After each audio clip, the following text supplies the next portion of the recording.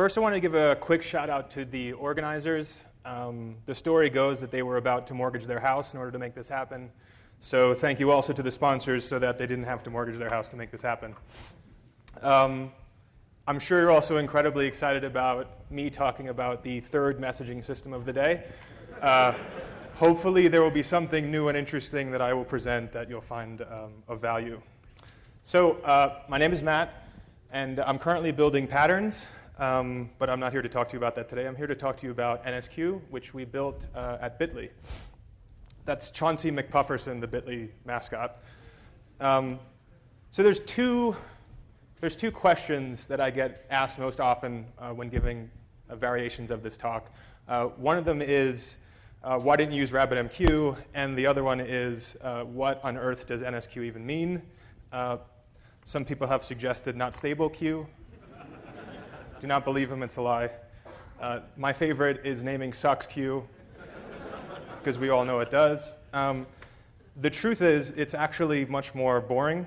It's called new simple Q, and that's actually pretty important. At Bitly, when we were building NSQ, we had a large existing infrastructure that we were converting over to it. And that's actually the title of this talk. It's called Spray Some NSQ on it. We have our NSQ spray can. Whenever we converted a service on our old simple Q over to NSQ, we would joke that we're just taking out our old NSQ spray can and spraying some NSQ on it. But don't worry, NSQ is environmentally friendly. The kids absolutely love it, and it is illegal in 49 states. Okay, so I'm going to walk through a series of steps where we start small and we scale, and we'll build a little service on top of NSQ, obviously spraying some NSQ on it. So Chauncey's missing from this slide. Sorry about that. He should be off to the left there. Let's assume this is early Bitly, and we have a simple API service, and we're shortening links, and we're returning synchronously to our external clients. And the boss comes to you and he says, I want to add metrics, and you're on a single host, and you're doing these synchronous writes. So the easiest thing to do, there's Chauncey, is synchronously write to a metric system, right? It'll take you 15 minutes, you punch in a couple lines of code. What's the problem with this? The problem is if you keep going down this path of tightly coupling things, you sort of end up in a state where you have these groups of services that also want access to the same data.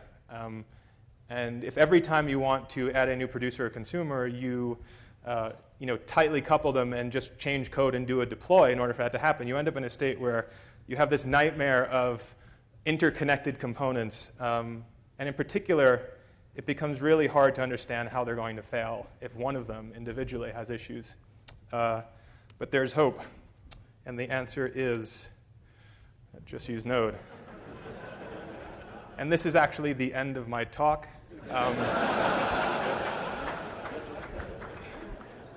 I'm serious.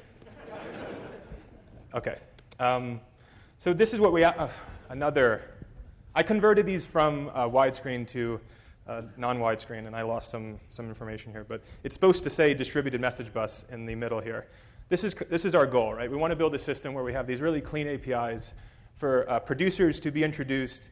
You're writing to this central but not a single point of failure system, and consumers can freely come and go. You're decoupling things. You're providing an opportunity to introduce real-time introspection and a hook for you to be able to actually look at what your data layer is doing in production, as well as the opportunity to provide a system that is really easy to configure and does not have a large upfront cost. But before we do that, let's talk about some basic messaging patterns. So how would we build a system like this? And I see another mistake in the slides. That's supposed to say producer, not produce.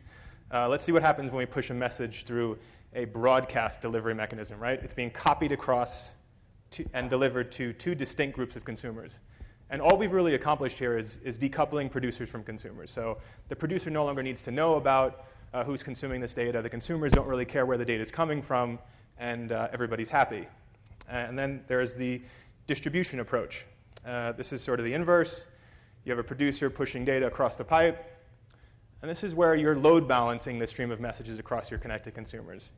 Note that off to the right here, they're the same color. They're probably performing the same work, running the same code. And this also gives you horizontal scalability. So now as the volume of your stream changes, you can introduce new consumers and be able to handle that throughput. And it's also great for failure cases. So let's see what happens when one of them reaches a fiery death, always at 3 in the morning, probably, right? So we have our consumer that burns up. Let's push another message through, and our consumers that are still around are able to handle that case of failure. And then, of course, if you have a queue in the middle, if everybody goes away at 3 in the morning and wakes up, the Bitly team, your queue hangs on to those messages, and when you introduce new consumers, you spin up a new host, now you've got some fault tolerance, right? So we took all of these and we packaged them together in a daemon we call NSQD. This is the first component in the overall NSQ architecture. And we implemented these primitives and we call them topics and channels. You can think of a topic as a distinct stream of messages. In the Bitly case, the common one would be the click stream, right? This is everybody on the internet clicking Bitly links. So let's add some channels to that. You have your typical counting channel, your metrics, maybe some spam analysis to understand whether these were legitimate clicks or not, and an archive channel. Apologies if it's hard to read that. The important points here are that topics and channels are created at runtime, so you're not describing this hierarchy up front. As producers come and they write to a certain topic, a given message, that topic will be created, and conversely, if consumers come, their channels that they're subscribing to will be created. So if we add a couple of consumers here, we can see that if we push a message through NSQD, it copies across in a topic to all the channels, and then load balances to the connected consumers for that specific channel. In this case, I'm just demonstrating the metrics channel. Just to repeat, copied across all the channels, and then delivered to one of the consumers. So it's combining these ideas of broadcasting messages with load balance and fault tolerance. How are they actually working under the hood? Most of this stuff is just implemented with Go channels. Sorry about the ambiguity there. It sort of demonstrates how heavily inspired NSQ was from Go itself. Topics and channels are all independent. The nice property there is that if one of your downstream systems is having issues, only a single channel will back up, and obviously the other channels for a certain topic will be able to successfully process messages. This block of code here is just demonstrating that in 10 lines of code, sorry, I should back up a second. There's also this idea of high watermark after which messages are written to disk. So in the extreme cases where you have extended downtime for some downstream system, after the high water mark, NSQD will automatically transparently write messages to disk and read them off when the queue goes towards 0. So this 10 lines of Go are demonstrating that we're just reading off this incoming message channel. This is producers pushing in from either HTTP or the TCP protocol. And if we're unable to write to our memory message channel, push that send, we hit our default case and we write to our backend. And the backend could be anything. It's an interface. It's a Go interface. So default is disk. You could add other interfaces, though. So we've sort of accomplished bounding memory footprint by doing this. Obviously, this is a garbage collected language, so there's no guarantee. It's based on, obviously, your average message size and the size of your high watermark. So let's go back to our example. We had our simple API, and let's just push NSQD into the mix. It's got a nice API on the producer side. Doesn't require any client libraries. So you're making an HTTP request locally to a local NSQD instance. We've added some consumers of that queue, and now we are asynchronously writing to our metric system. So we have no longer introduced that tight coupling between the production and the consumption of data. And now if your metric system has issues, that will be independent from your ability to shorten links and return to the external clients. The other nice approach of co-locating everything, this gray box is a host, is that you can scale horizontally now. So if we put a load balancer in front of these hosts, you'd have a situation where you can continue to handle increases in incoming volume, whether it was API considerations or processing that data exhaust. But a message queue is kind of boring. And boring can also be useful. Go to programming language people is not a very exciting language, but it is incredibly useful, as demonstrated by this conference and all of us here. And likewise, NSQD can be used independently, But it's just a message queue, and a lot of this stuff has been done before and done very well. When you add some sort of system for discovering these topics at runtime, then things sort of start to get interesting. So we built NSQ lookupd, which is the second component in the overall NSQ architecture. So what does a typical NSQ cluster look like? Again, we have our co-located NSQD with our API instances. You could imagine these bubbles are hosts, and we're publishing locally, so that's step one. Topics created at runtime. That pushes a registration event over to lookupd, which we just started talking about. And there's a couple important things about lookupd. We realized that this data didn't need to be consistent, so the NSQ lookupd do not coordinate. They each have their own independent copy of the mapping of topics to producers. And that gives it some nice fault tolerance characteristics. You could lose one. You just need to keep up one, basically. That's all you really need to do. In typical deployments, you see 3 per data center or so. So the next step is for consumers to periodically query those lookupd instances, and they do this continually. They're asking, hey, where's the clicks topic? Hey, where's the clicks topic? And when they find some producers, they take all the results, combine them together, and then subscribe to all of those directly. So it's also important to note that lookupd is not a proxy for the messages. It is just a DNS of sorts for topics and producers. The other nice property of, oh boy. Let me try to recover here.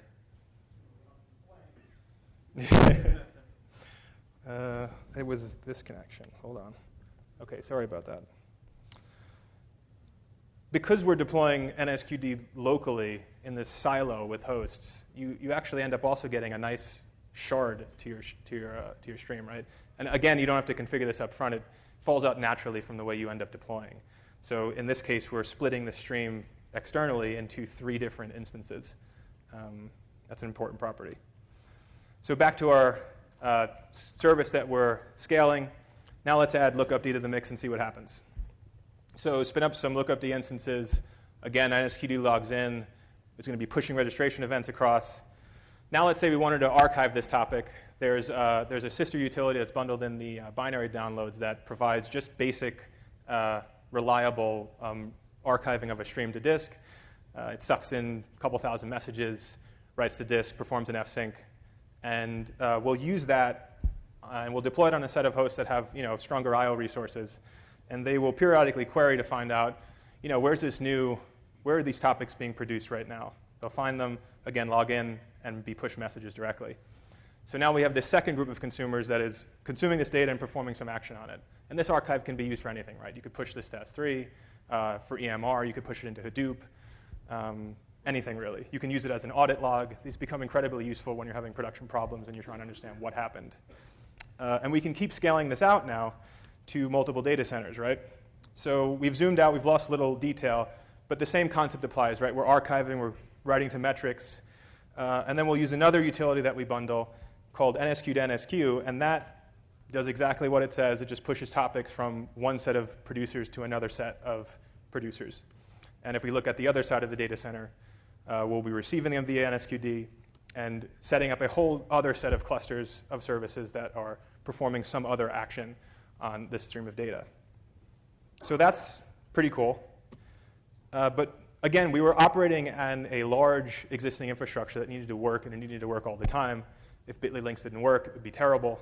So it was really important to have some sort of understanding of, how is this system going to fail? What are its guarantees? And what is that actually going to look like? So at a high level, messages are delivered at least once. This means you can and will receive duplicates. This could be intentional. Maybe your consumer failed to process something, and it was explicitly asking it to be requeued. And there are also cases where a consumer received a message but did not reply, and then in that case, NSQD is holding on to a reference and redelivering it to another available client when it is ready. The messages are not durable by default. We briefly talked about that control knob we had of the high watermark to be able to change this. But by default at Bitly, we run this in a hybrid in-memory on-disk setup. Messages received are unordered. This is mostly due to the fact that under the hood, topics and channels are represented as Go channels. So them being in a select as 2 sources of the data You have effectively a random choice of where the messages are going to be coming from.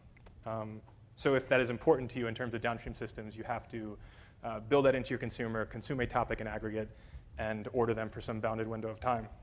And again, consumers eventually find all topic producers. This is due to the nature of lookupd not coordinating or being consistent in terms of the data that they have in each other's instances. So if there are cases where there are network partitions or other anomalies or temporary events, eventually the NSQD will find those lookupd that the consumers are on in terms of the partition and heal and identify those producers. Another thing that isn't really often talked about with these systems is back pressure. And this was really important because systems break all the time, and you need your tools to help you and not continue to hurt you while you're trying to understand what's happening in a live production setup. NSQ has this concept called ready state. This sort of serves two purposes. It's a control flow knob as well as a concurrency knob. So you can set a high ready count, ingest a large number of messages, and perform work in parallel or in batch. That's what NSQ to file does. And it is also used in terms of failure scenarios. So this image off to the right is showing you your steady state. This is when things are going great. You have incoming messages coming, and you're handling them. Everything's successful, and you keep in this tight loop of full throttle, right? Push it as fast as you can get it. Because messages are being pushed and you're not polling, this keeps latency down in terms of processing time. Let's see what happens when things fail. So we'll introduce this other failure loop here. We increase our timeout. We start backing off exponentially. We use that ready state as the control flow knob, and we turn off messages for that back off interval. And when that back off interval completes, we send a ready one to test the waters. So this allows us to dynamically at runtime experience failure, slow down our ingestion rate, and try to continue to process messages in a manner that would be helpful to the downstream system in order for it to recover naturally. But then there are sometimes cases where there is a message that will never be successfully processed. It's just bad, right? It's encoded bad. It exceeds some limits to the downstream system that you're interacting with. In that case, we have measurements to limit the overall number of attempts that you try and delay reprocessing to let good messages sort of come in first. And this is all built into the client libraries. This is not in the core. So the client libraries play a really important role in the overall health of the system. And then there is obviously your last connection. And then there is topic and channel pausing. Oh, man. Another bunch of missing labels. So this would have been your metrics, your spam analysis, and archive topic. So topic and channel pausing is kind of exactly what it says it is in terms of how it works. But what it actually provides for you is this ability to have feature flags for your infrastructure. So in this case, you see these two top channels. They are sharing some downstream resource. In this case, you have some consumers that talk to a cache that sits in front of a database. And again, just for a brief review, messages get copied, they get delivered, and processed successfully, right? Let's see what happens when we pause the clicks topic. Messages start pooling at the topic level. This allows you to do any number of operational things. You could introduce new channels in an atomic window. You could rename ones that you wanted to improve the naming of. You could introduce new systems that you wanted to write data to. And of course, when you unpause, right, the messages get processed successfully, right? And then there's channel pausing. So if we pause the middle channel, which I believe was spam analysis, they will queue at the single channel. So you are, maybe this, well, in this case, yeah, think of it like a feature flag in the sense that you have a shared resource. This shared resource is experiencing some problem, and it's unable to process both volumes of streams of messages. So you sacrifice one for the other in order to provide availability of a feature of your site that was more important than the other one, for example. This is extremely useful. We use this all the time. And then there are a couple more things. So ephemeral channels. These are channels that disappear when your last client disconnects. Incredibly useful for one-off scripts or just taking a brief snapshot of a topic as it is and as it's pushing messages through. NSQ tail uses this. It's another utility that just tails a stream and prints to standard out. It also does not write overflow to disk. So some folks use this as a way to introduce ephemeral consumers to a topic where they don't want their messages to be written to the overflow bucket because they don't really care about messages if they're delayed. So you can imagine you're always keeping the newest messages in the stream. Channel sampling. This is useful for data science if you have an incredibly high volume stream, but you only want a subset of it. This all occurs at the server level, so the consumers don't need to ingest the whole stream and discard the ones they don't want. Thanks to the Go standard library, you have TLS and Snappy. That was easy to implement. Encryption and compression for lossy links. And we push a deluge of data over statsd format to whatever's listening, as well as provide JSON endpoints if you want new introspect. And off to the right there is NSQ admin. That's the third major component of NSQ. This is taking up all this metadata that's in your cluster about queue depths, how the clients are performing, how often they're requeuing messages, how fast they're processing things. We keep quantiles, default, I think, 95th, 99th, and 100th percentile. That's the line charts to the right, as well as obvious things like depth and your basic stats. And it's a not very pretty UI. It's Bootstrap, but it's quite useful. You can pause your topics in aggregate and do things like that. And all this is available in a nice little open source package. It's 10,300 lines of Go, and that's without tests. There is 19 client libraries in 11 languages. I blame Node for that too, actually, because they can't get their act together and pick one that they want. And it's been at Bitly in production for over 2 years, as well as a growing number of other companies. So it's been nice that there have been some brave souls out there willing to sacrifice their infrastructure so we can improve NSQ. And that's actually all I got. Thank you. Oh, sorry. I wanted to give a shout out to Jahia, who was co-author and co-wrote NSQ with me. He is the bearded gentleman in the Bitly t-shirt. So he's over there. Some questions? Yeah, sure. All right, we've got time for some questions.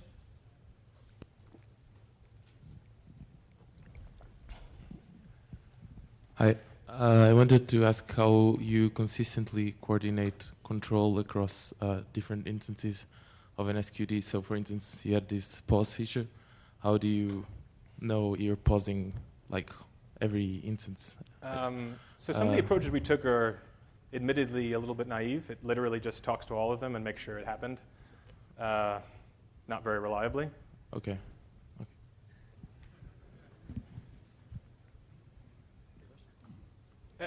What I mean to say is that if there were thousands of node clusters, you would have problems. But in typical deployments, you're talking about to produce a given topic, you might have it on 50 to 100 to several hundred nodes, right? And topics would be, since you're co-locating the producer with the NSQD that you would be writing to locally, typically you don't produce every type of message in every sort of edge of your infrastructure. So in practice, this hasn't been a problem yet. I've been working on some new things that would address it, that would take different approaches into having to communicate with all the nodes in order to express the idea that you want to pause something, for example, or get aggregated depth or something like that. So it's like a work in progress. I guess it's one of the most obvious scaling issues that you would have growing to tens of thousands of nodes, for example. So NSQ is in memory. It can sort of use disk as a backing store, but it is largely in memory. And Bitly is using it for clicks. What's the most precious data you would put through NSQ? I wouldn't put precious data through it, probably. As it stands right now, the way it is designed and the primitives we chose to implement, what you could do, and if you really, really cared about not losing a single message, is you could produce to more than one NSQD instance. And then on the consumer side, you'd handle deduplication and making sure you are only performing one operation, like make it idempotent or something like that. Yeah, sure, but that's always a question of trade-offs. I mean, Bitly wouldn't want to lose 10 million clicks. Right. So there's a level of comfort there. Well, oh, sorry. The default high water mark is 10,000. And you can tune that according to your tolerance for potentially losing data that is in memory when a host is lost. So you have the tunable at your disposal, and you make the choices you need to make. We didn't want the system to make the choice for you. It does what it does.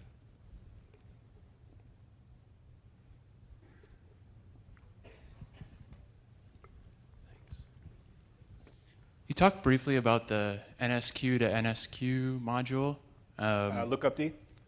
Oh, sorry, yes. Yeah, the actual NSQ to NSQ. The utility, yeah, got it. And in that case, you've essentially had a second cluster of NSQ instances that are consumers now. Do you guys still do a dynamic lookup and matching with? Yeah, you have a couple options there. If you were comfortable exposing direct connections from the remote side, you could deploy NSQ to NSQ on the remote data center, and it would again publish locally to that group of NSQD while it is consuming from a dynamically changing set of remote endpoints. The important thing there is that you buffer on both sides, right? You don't want the remote clusters of services consuming data from the remote end. You just want that one link over the WAN, maybe with compression turned on, maybe with an enormously high ready count, to just fire and just push as fast as you can. Thanks.